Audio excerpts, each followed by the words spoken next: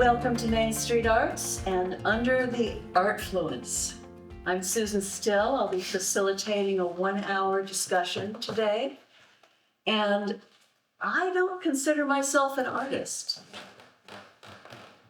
How many of you in the audience consider yourselves artists? Now, I do consider myself creative. So how many of you consider yourselves creative? Everybody. That's great. I love that. Some of my academic background that I have to insert in here, because I love talking about it, is in human development. And I've studied and I've taught creativity. I'm interested in how people are creative in different areas. And you may have heard of Howard Gardner's theory of multiple intelligences. And we used to think that intelligence could be measured by the Stanford-Binet test, which is basically just linguistic, mathematical intelligence. But Gardner did research cross-culturally and found that there are several separate intelligences, discrete with the ETE intelligences. And some of these relate directly to what we're going to be talking about today. So people have various talents, and you can have some talents in many different areas. But what we would expect is that a dancer, such as Matt, would have kinesthetic bodily intelligence, a sense of where you are and how you move in space. A painter would have visual spatial intelligence, like Rick, who's also an engineer, interesting with the spatial. A musician, like a couple of you, Holly and Putnam, musical intelligence, and a writer would have linguistic intelligences. And other intelligences include mathematical, intrapersonal, so in between people, interpersonal, and naturalistic. So our panelists today have been chosen because they have intelligence in more than one artistic discipline. They have practices in more than one. And although research has identified these abilities as separate, my big question today is, what is the experience of having and practicing more than one of them? Does one intelligence or art form influence, or as Rick has said, artfluence, the experience of another? And so we're going to converse today, and we want to invite the audience after the panelists have had a little chance to talk, to join in the conversation and ask questions. We're going to start with first just quick introductions by each panelist about what it is that you do, your name, and what it is that you do. And then I'm going to ask each of them an initial question. So, Rick, you look like you were eager to know and eager to start. I am Rick McGuckran, and I am a painter artist. And then I recently started learning piano and learning music theory, and that really started to influence my painting quite a bit. And then I also do have a podcast where I talk to different creative people, which I don't know, I guess that could be considered a artistic expression at some level, but it definitely affects my being as an artist. I can go next. Putnam Smith. I am a singer-songwriter, multi-instrumentalist, play different instruments, and also wear different hats as a theater artist, an actor, director, playwright, and yeah. So different artistic hats. But that's it. Hi, Matthew Peak. I make art. I do collage making. I do collaborative collage making. I paint in pastel and acrylic and oil. I also write. I write verse. I write short stories. And I dance. I dance a variety of dances, but my passion is Argentine tango. I'm Holly Brewer. I was listening to them. I do a lot of things. I'm bad at this. I do music, and since I was born, I don't know, Storytelling? everything, all of it. Stop animation, website, video, singing, scenes. I love moss. I'm bad at them. Moss. I love moss. I love moss. Me too. Moss and peepers and frogs. And it's, yeah, just everything's always, every minute of life is always something art happening everywhere. And I stare at it. Yeah, so Holly, I'm going to start with you. How does storytelling relate to creating music? Does the music inspire a story, or does the story inspire the music? Well, for For me, I see movies in my head. Little movies play that are very short or very long. And I have to describe, I don't have to, but I do, to just describe the sound, the color, the smell of the wind, or the note it would be, or the sound it is, and describe how the scene is only with not cheating and using words. And then I use words that seem to only not help describe what the movie is, but to try to show what's really there in the present, not as a narrator. That's funny. So this vision comes to you, and you're interacting with that Yeah, vision. they happen all the time, like even now. Yeah, just all the time. Yeah. I Nice. could have been burnt to death, but I live now, so I'm okay. Or so you think. Yeah. Okay.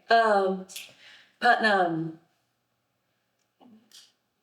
what is the relationship between your imagination and your lived experience in the writing of a song? And if not everybody's familiar with the term lived experience, it just means your experience, and especially emotionally, sensually, as you would describe, what is it like? Yeah. Well, I'm thinking of a specific song that I'm actually working on at the moment. I have a day job right now as an academic coach at a school. But I'm kind of on the periphery because I just kind of come in the back door and work with students and I leave and not really part of the school community so much. And this is a roundabout way of answering your question, but I end up going to the dining hall to eat dinner every once in a while, and there's this guy who also goes there kind of alone to eat, and he's a librarian at the school, and I ended up sitting down and having conversations with this guy. We're both kind of lonely, sitting, not knowing the wider school community so much, and he's an older guy, and we got into conversations, and he kind of seems quiet at first, and then once you open him up, he just launched into all these amazing stories. He was an editor for this amazing newspaper back when, and he's kind of taking this job as in kind of pseudo halfway to retirement. And so anyway, I started hearing his story, and found myself at the piano one day, and I just started writing the song.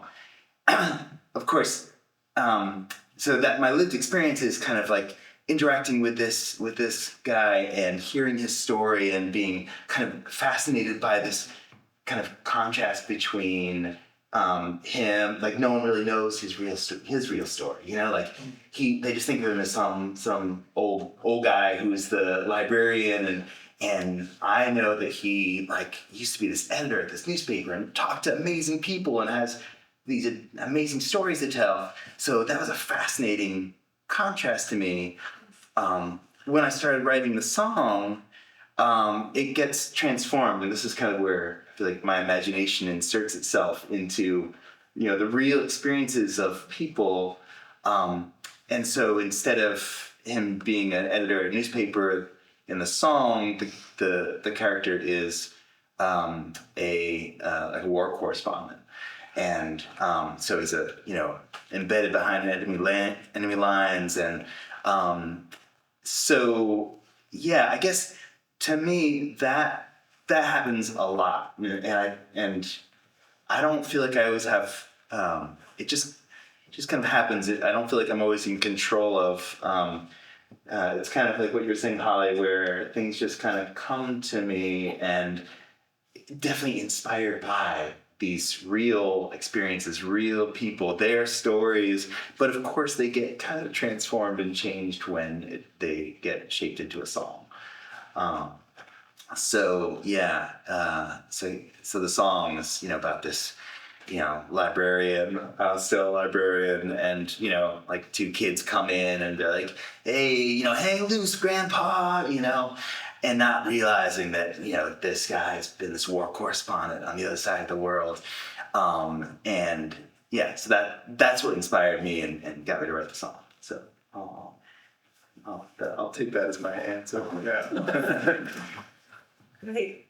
Matt, dancing and doing visual art, which came first, and how do they relate, or do they relate? Good question. I guess I should start with sort of how I came to each of these pursuits, and it actually started coming to Bellows Falls with my wife, Leslie Goldman, as a family physician. So I came here in 1982, practicing medicine, and after 24 years, heard this calling to devote my life to the arts. So I quit my practice of medicine in 2006 and took up painting full time. But about the same time, I saw two people dancing. I can't remember if it was foxtrot or waltz, but I said I want to do that. So I started taking dancing lessons, and 3 or 4 months after, doing that, I ended up having a phone call conversation with my mother. And I told her I'm taking dancing lessons. She says, "Oh, honey, I used to dance with the army officers during the war. And your uncle, he was teaching Arthur Murray dance." And I never saw my parents dance. I never heard my uncle talk about the experience he had as a teacher. And so I had no idea about dance at all. So in some ways, dance probably came to me at birth, through my genes. In terms of the art experience, I remember growing up and my mom helping me with school projects, and she could render beautifully. She would draw these big reindeer for a Santa sleigh. She would help me draw people for a reading project. And I said, I want to do that. I want to draw. And I did some of that in grade school and high school. But my dad had nothing to do with the arts. Just never engaged at all. And so when I ended up leaving high school and going on to college, my intention was to study sciences, graduate, go on to medical school and become a doctor, which is what I started doing. But when I got to college, I started seeing the arts. I took music classes, I took art classes, studio art classes, film classes. I just got so involved. And design class was something that I remember the most, because we had a professor who gave us 20 problems to solve. 10 were in 2-dimensional areas, and 10 were in 3-dimensional areas. And he liked my work. And midway through the course, he brings in some big shot. I don't know who it was, but he wanted to show this person his curriculum and the students' work. And the guy says, "Yeah, I like it, but where's the dance?" And in my ignorant arrogance, I scoffed. I said, "That's the stupidest thing I ever heard. Why would there be dance in a design class?" All right, so fast forward 40 years, I'm doing art by day, dancing by night, and I start this series of paintings. I went into medicine because I liked people, and I liked helping people. So people were my subject. So I painted people from across the room, and then I discovered people from above, and so I started painting figures from an overhead perspective. Well, I did a series of these paintings, had a show, and I was standing, among the people at the reception, and a viewer comes up to me and says, "Wow, your figures look like dancers. Do you by any chance dance?" And it was like I stood there chagrining. I somehow the dance had unconsciously entered into my artwork, and of course influenced the composition. And I could now understand how it would be important to have dance as part of the design class curriculum. That's awesome. Rick.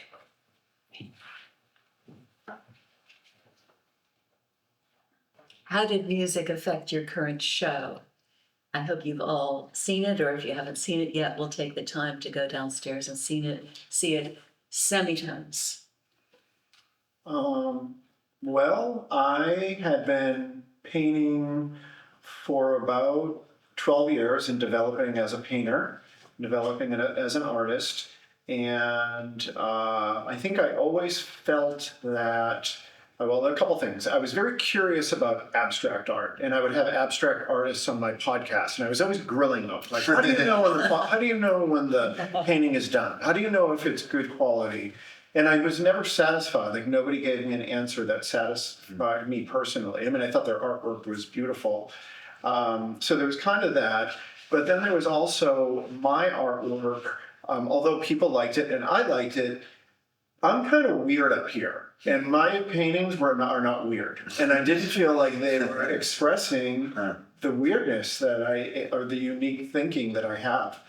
And it wasn't until I started studying piano and music, and this relates to engineering because it's a language and it's a very systematic and it's very elegant and organized, but it's not expressing like mathematics, it's really expressing emotion.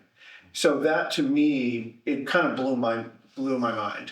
And it really changed everything about how I approached my paintings because it gave me license. Because I realized that Mozart, that is abstract art. And I realized, okay, that's quality, that's good stuff. So that means I can actually do good quality stuff. So there was that. And then I started to look at the paint and the shapes and the brushes as in the same way that the notes and the chords are used in music. And I started to look at it in that way. So this show is my first pass at abstract art, and I think if you look at it, I hope you can see the music in the paintings. One of the things that I learned with learning classical music is a lot of times some of the stuff like Haydn is very simple. Sometimes it's like 6 notes, but it's articulated so beautifully that it's incredible. So when I first started this new series, I'm like, what if I take some simple shapes? I'll take a circle and a square. And what can I do with just those? And I thought maybe I would get a painting or two. I actually ended up getting this whole show. This whole show was based on intersections of circles, squares, and rectangles. Thank you. So audience, let's turn to you. Does anyone have a question for everyone or for one person or 2 people, whatever? Leslie? I have a question for Rick, if I could. Sure. I'm interested in the process. Are you listening to the music as you paint? So how does that intersect when you're actually doing the art? Yeah, I'm always listening to music whenever I paint. It's interesting. Sometimes I will see paintings from the past that I did 8 years ago, and I can see a portion of a painting, and I will remember exactly what I was listening to when I did that. Like, it's very strange. It's such a strong connection. But yeah, I will listen to music. Sometimes I will be, there's one piece in my show in particular that is heavily influenced by a piece of music that I'm learning. Because of the way this music sounded, it really influenced the structure of the painting. Can you share which? Sure. So the painting is called Inverso, and the piece of it's Haydn's German dance in D major, and it has this initial D major thing that's very strong. And I remember when my piano teacher was like showing it to me, and I'm like, Bonnie, are you sure this is right? Because this doesn't sound right. Like, this sounds like this is, no, she's like, that's right. And when I realized it was very bold and jarring, but then he brings you in, and it's really quite lovely and beautiful. And that's what I try to do with this painting. Like, when you first see it, you're kind of like, is this right? Or these colors seem a little too bold or a little off. But once you sit with it, at least when I sat with it, I'm like, yeah, okay, I get it. Thank you. Someone else?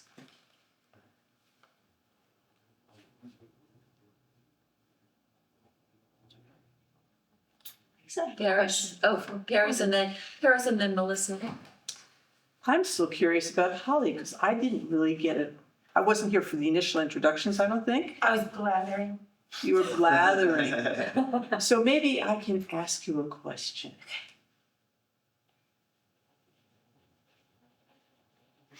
When you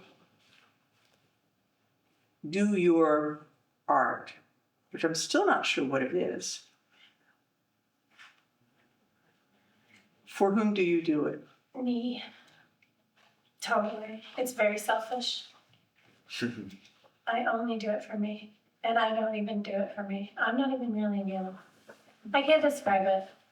A lot of it seems like messages from my smarter person trying to remind me to chill out. And it doesn't hit me until like 4 or 5 years later. Sometimes I tell my own future in songs. And it's very selfish endeavor, it seems. I can't think about, I'm an anarchist a little bit with that. I know you can't anarchist a little bit, but I'm not here to influence anybody or like guide or manipulate someone else's life experience. And it's hard for me to think of a line of, if I'm thinking about how other people are going to receive it, I'm kind of manipulating their choice in a way or something. I can't describe it better than that. I understand that. I guess let me hone my question a little bit. Yeah. Do you feel compelled to share your art? I can compelled to make it. And there's so much I don't show. I write constantly, and I make things constantly. I'm never stopping. The only reason why I share it is for money, to keep paying for things. If people find medicine in it, then that's awesome, because it's usually medicine for me. But yeah, there's a lot of stuff, and I don't show everything because it's not that I don't think it's worth it or that it's too precious to share. Sometimes I forget that I made it, and I've done too many new things. And I have to, then I remember, like 4 years later, I released a song just to myself that I forgot I had made like 4 years ago, and I like it. It's about fireflies and stopping at a motorcycle ride and sitting with the ocean and just watching them. And nothing wrong with it. I just forgot that I made it. Sorry. And then I put it out. Yeah. I get it. Melissa? Yeah, so I was just, when you were talking, it sounded like you express yourself in several mediums. And I wasn't clear. So you write music? Yeah. All right. I don't know how to read music. And I've actively never not read any music. I'm illiterate, but I'm multilingual in that way. I'm that type of musician. And the art is just literally everything. I hate to sound so weird, but it's just everything. I mean, if I'm making food, I don't even like making food. I don't even like eating food. But when I make it, I present it in a way that I like how it looks so that I can trick myself into eating it. And the art of driving in traffic and like knowing there's jerks driving around you, and then you make a point to slowly merge into traffic and try to calm the area around you, and like anything, just it's all, I think the goal for me is just like the make chill. And so sometimes I like very loud sounds also. And I find like, really loud metallic screaming sounds sometimes peaceful if it matches the energy in my head and it can bring me down. So I don't know I'm bad at answering questions. But anyway, yeah, it's just everything everywhere. I can't even imagine breaking things up into categories.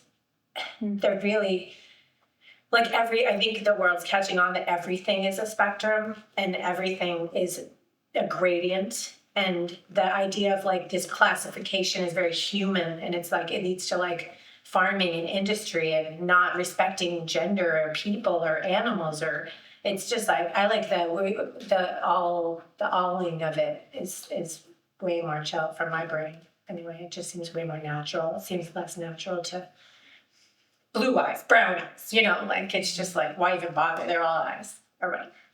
So there's an answer to the question that Rick initially asked, which is how do your different art disciplines influence each other? Okay. For you, it's everything. Everything is together. And I also, a question for me came up from the way you're talking about how you do art for yourself. I know that sometimes being aware of others, being self-conscious as you're doing art, and having an inner critic can stop your creative process. How do you experience that self-consciousness, either about other people seeing your art, or do you have an inner critic who tells you this isn't good? For these three guys. Who wants to go first? I'll go first and give you two chance to think about it. Yeah, I mean, I mean, when I write, I dictate, and I just get it all out because I know it's just the first draft.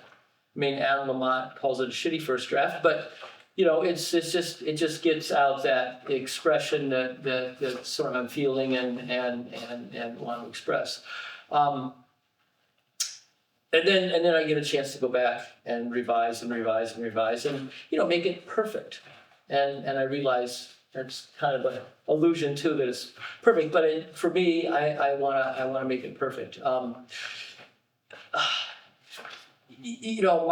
Duchamp said something like, an artist initiates the creative process, the viewer completes it.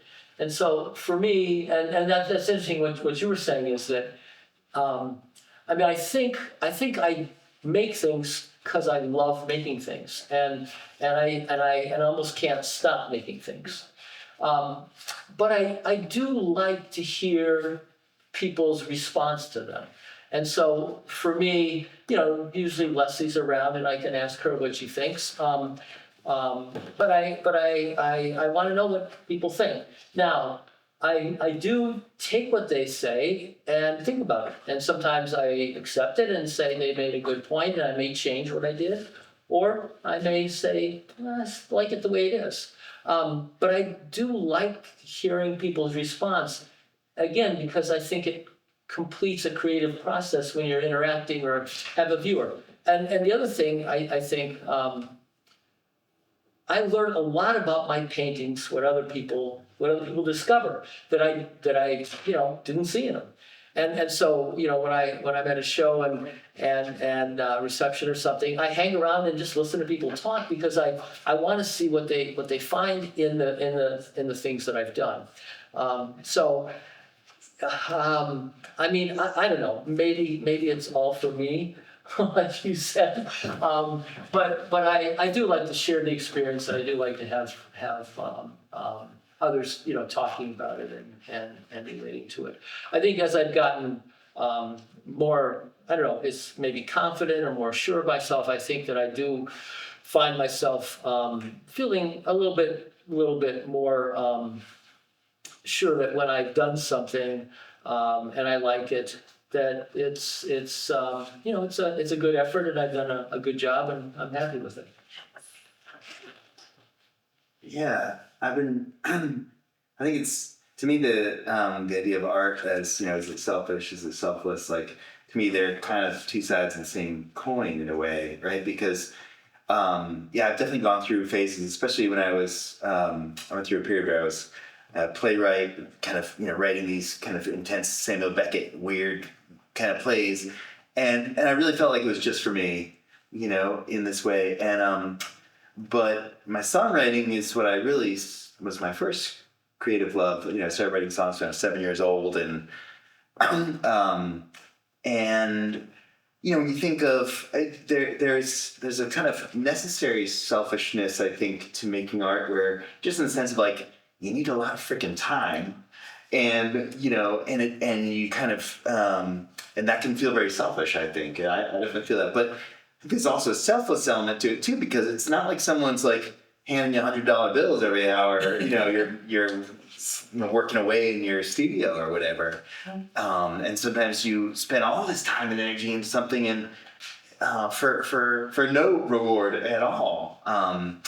But to me, to tell you the year like that, I love that Duchamp quote, because I think for me, especially with my music, it doesn't. There comes a point where I want to share it.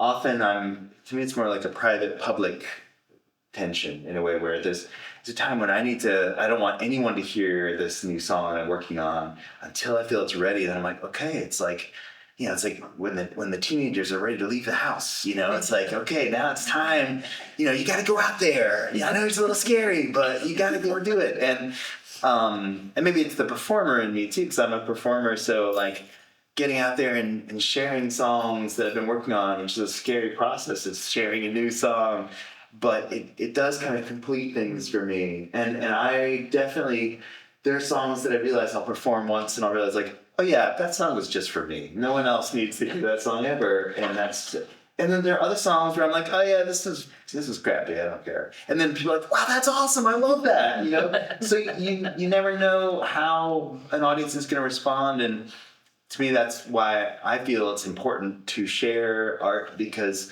you never know how people are gonna respond, and that to me is part. I feel like art is a dialogue between artist and audience, and I spent many years as an artist, you know, kind of writing almost in like despite an audience when I was a playwright in my early days of playwriting, and now I feel like it's more like a dialogue, you know, of hey, I got these things, and people say, oh yeah, I don't like that. This is cool. I'm like, okay, cool. So yeah, that's where I'm at. Yeah. So I think in terms of being a self-critic, I think was one of your initial questions. I think when I was first started, so that's always something that you have to deal with, but I think you kind of build a relationship with the self-critic. I know when I first started painting, obviously I had, my skill was at a level, and so the output was not always that great. Sometimes the paintings were good, sometimes they weren't, and that didn't feel really good. And I remember telling myself, Rick, you need to get over this, because in the same way, if I was learning French, if I just started, it's the only way to become a fluent French speaker is by struggling with the language. And it's the same thing with painting. And the only way for me to become a competent painter is for me to do these paintings that maybe some of them are good and some of them are not really good. And that doesn't feel good, but you got to suck it up and keep doing it. Now, I still deal with that at some level, but I think you become your ego is a little bit, at least for me, is less involved. I'm like, okay, I can pull myself out. All right, yeah, this probably is not good, and what can I do to fix it? Or like, it's hopeless, let's move on. And then I think the other thing that everyone was talking about was the connecting your art with people. And for me, that is like the final step, and it is a critical step to creating art, is sharing it with people. And I think that's just is my personality, because I love connecting with people, and so it's a way that I can use my ideas with people, or just my ego. Like, hey, look at me, I did a great painting, aren't I great? Or sometimes it makes people think, oh, I never thought of an idea, this makes me think of, I remember I did a painting of a house in the village that's sort of like abandoned. And, but it was kind of a pretty painting. And I remember someone saying, wow, you actually took this building that I walk by every day and you kind of made it beautiful. And that was very touching, that I kind of inspired someone to see something in a new way. But for me, definitely sharing it with people is definitely the final step in the process. Audience, any other questions? Leslie, what time is it? It is 1:39. Great. Well, I have a question, and it's about another psychological concept. This is the concept, and I'm so proud that I can say his name, Mihai Csikszentmihalyi, who came up with the concept of flow. And flow is a state of being.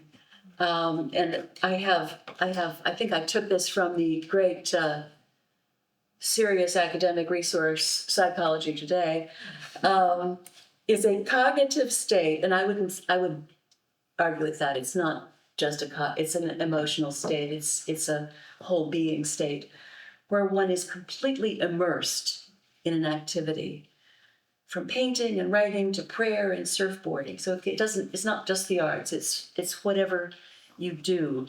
It involves intense focus, creative engagement, and a loss of awareness of time and self. And I would say it also requires that you have a block of time, usually. I was just saying to Holly, why are there so few women acknowledged as artists? And I think one is women's time tends to get broken up into little pieces. And a lot of distractions from things like family and other things. So it is a luxury to have a studio, to have a room of one's own, to have a block of time. And also in looking at time, Csikszentmihalyi said there's a relationship between mastery and challenge. And so I really admire Rick for starting piano as an adult, because as a beginner, and starting abstract art too, being a beginner, you don't have the mastery. So, there tends to be a lot of frustration when you start something. But then as the mastery grows, you may have some experiences of flow, of this being totally absorbed in the moment and losing track of time. But then, let's say you're doing it over and over again. Oh, look, I've learned how to paint a house. I'm just going to paint houses for the rest of my life. Then you get bored. Then there's no more flow. So you have to find the next challenge. So there's this constant play of mastery and challenge. So I'd like each of you to think about how you experience flow and when you experience flow. Holly? First. Okay, listen. Sorry. Okay, yeah. So I have a lot of friends who are into like rocks and gems and tarot cards and meditation and stuff.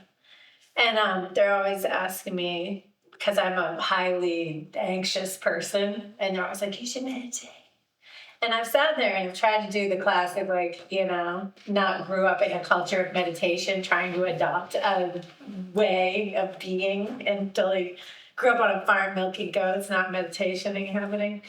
So, but after all this time, maybe 20 and 30 years of people talking about meditation around me, I do meditate. I only meditate when I'm singing or when I'm working, and I don't plan it.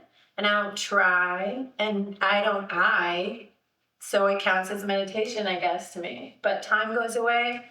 I have no idea what I'm doing. And if I catch someone's eye in the audience whose face I know, immediately my brain says their name, and I'm out, and I don't know what I was doing anymore, and it's gone. So really bright lights are super helpful for shows, because I'm like, and if I get taken out of the dream, it's really hard for me to go back to sleep again. You know, I'm one of those can't fall back to sleep right away. So, but yeah, I love that flow. It's so fun. Because nothing hurts, even hips and knees, and everything stops hurting. Like I stop.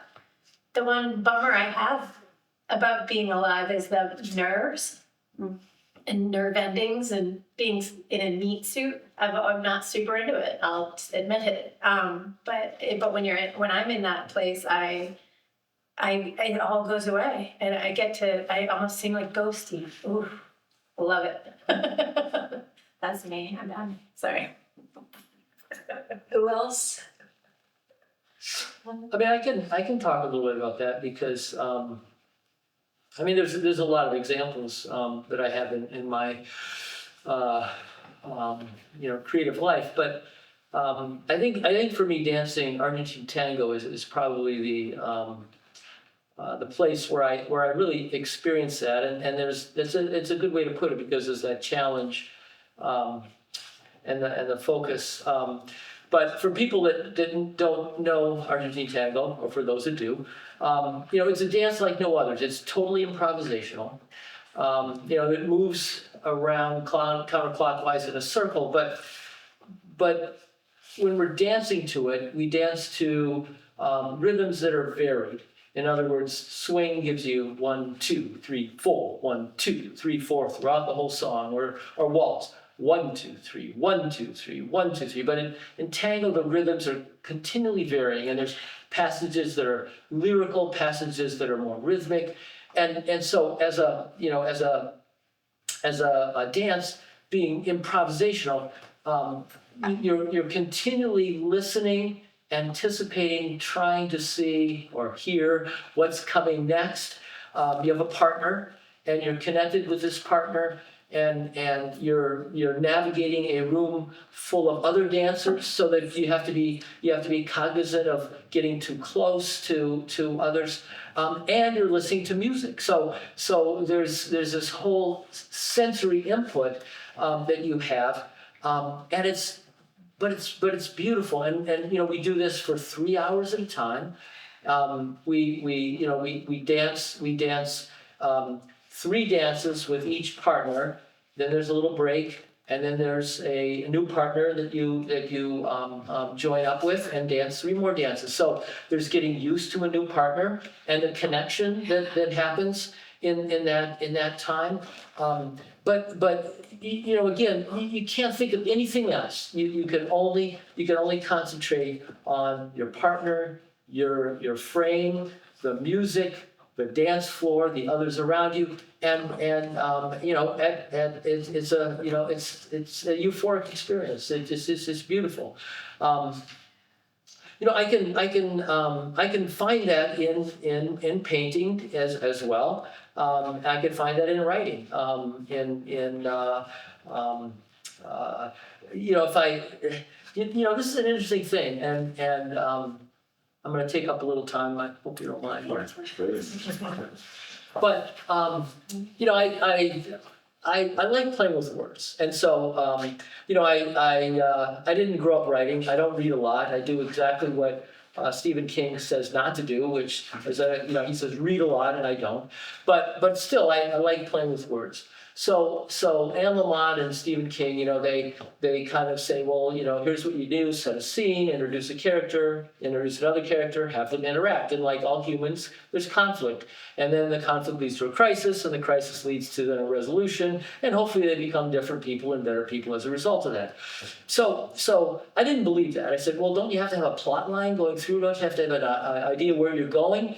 And their answer is no, because when you introduce 2 characters and you let them interact and be true to their character, the plot will develop. And so when I started dancing tango, you don't. I mean, every step is something new and different, and so you're interacting with a partner, and you're dancing, And it's kind of like two characters interacting, and they're, not that we have a conflict in our dancing, but sometimes we do. But the idea is that the dance unfolds just like in writing. The characters and their interaction unfold, and then you get to an end, and you didn't even know you were getting to that end or what end you were getting to.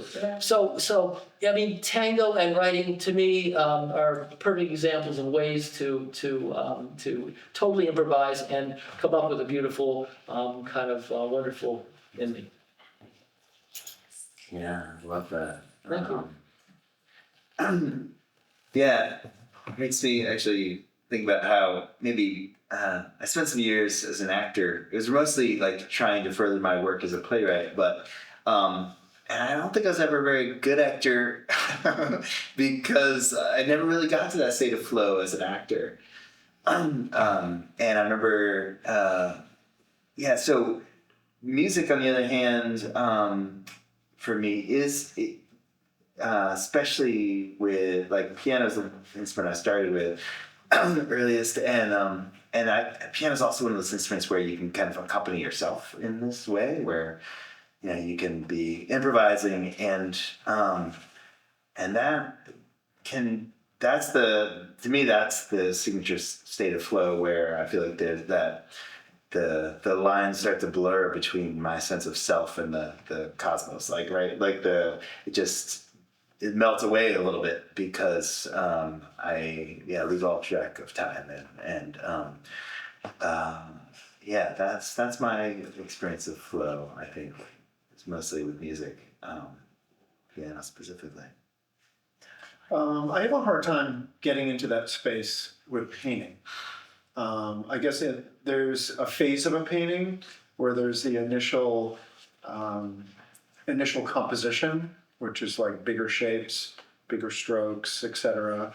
I think it's easier for me to get into it then. When it's getting into the details and it's becoming very painterly, it's too hard work to be like in a state of flow. Like, I have to be activating all of these different things. To me, flow is almost like a state of autopilot. I remember when my freshman year in college, I remember getting into a state of flow doing all my homework. It was calculus, chemistry, and physics. And I was completely lose track of time. I didn't mind it. I was in the state of flow. I would just do my homework for hours. And I do not get that with painting for the most part. So, and I really don't with piano because, of course, I'm just learning. So it's too hard right now. Oh, I have a question Yeah. for you, Ricky. Yeah. Okay, listen.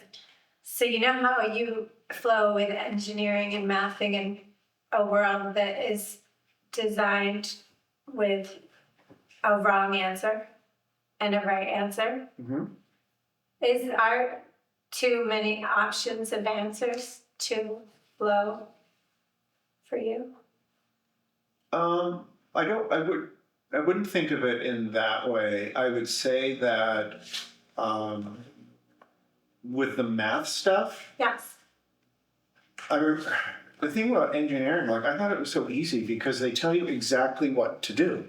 Like, they give you the syllabus, these are the problems, this is how you do it, and this is how, and then there's an answer at the back of the book. Not that you're cheating, but you can tell if you got it right. But it's more about there is a specific process to doing integration or differentiation when you're doing math problems. And you can get into that. When I'm doing a painting, it is still a problem, but there is no direct solution. I have to figure it out. So it's really overwhelming, and it's at completely different parts of your brain. And it's more work, I think. And and when I was studying engineering, I was dismissing all of the artists and the music majors who were on North Campus while I was doing all my homework. It's like, what are they doing? And I didn't realize at the time that there was part of me that was being stunted a little bit. Like, there was part of my brain that wasn't developing because I was basically just reproducing all of the stuff that somebody else, all of these great mathematicians, they had already figured it out. I was just replicating what they did. Whereas even me doing a simple painting, Like that's way more difficult because I'm having to create something from scratch and put something fresh and new into the world with no answer at the back of the book.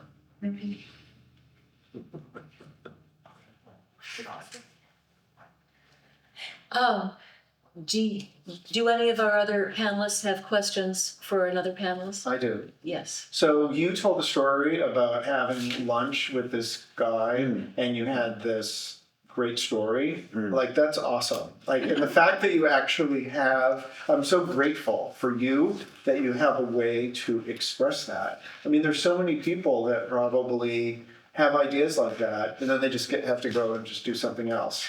I mean, I don't know if there's a question in there, but I just think that's so awesome that I think there's people in the world that are having ideas like that. Wouldn't that be clever if?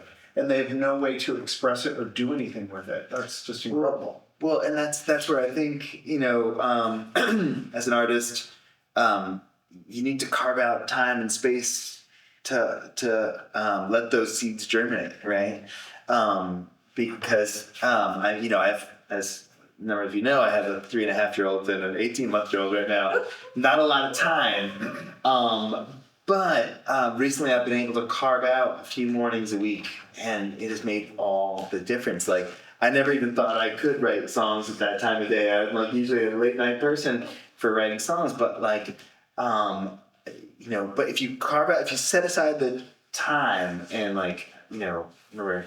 And it's one of their artists talk about, I show up, and even if I'm just sweeping the floor, I always show up to my time, as an artist, and that's, because you could so easily be in this that'd be a cool idea for a song or a story or a dance, to